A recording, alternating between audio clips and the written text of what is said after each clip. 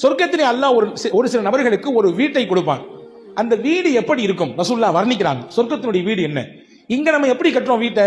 செங்கலை வச்சு கட்டுறோம், கருங்கல்ல வச்சு கட்டுறோம், ஹாலோ பிளாக் வச்சு கட்டுறோம், சிமெண்ட் போடுறோம், என்னெல்லாமோ செய்யறோம் இல்லையா? தேவைப்பட்ட அழகுக்காண்டி டைல்ஸ் இதெல்லாம் போட்டுக்கிறோம். சொர்க்கத்தில் வீட்டுக்கு கட்டுவதற்கு அல்லாஹ் பயன்படுத்துவதற்கு தங்க கட்டியை தான் செங்கலாக பயன்படுத்துவான் சொல்லிட்டு சொன்னாங்க ரசூலுல்லாஹ். அந்த வீட்டினுடைய அமைப்பு எப்படி இருக்குன்னா, உள்ள இருந்து பார்த்தா வெளியே தெரியும், வெளியே இருந்து பார்த்தா அப்படி உள்ள தெரியும். கண்ணாடியை போன்று அல்லாஹ் அமைத்திருப்பான். சொர்க்கத்தில் அந்த வீட்டை பார்த்துட்டு எல்லாரும் ஆசைப்படுவாங்க. ரசூல் ஸல்லல்லாஹு அலைஹி வஸல்லம் சொன்னாங்க, அல்லாஹ் யாருக்கு தெரியுமானதை கொடுப்பான்? 4 பண்பு உள்ள மனிதர்களுக்கு அல்லாஹ் கொடுப்பான். லிமன் அத்அமத்தஆம், ஏழைகளுக்கு உணவு கொடுத்தவர்.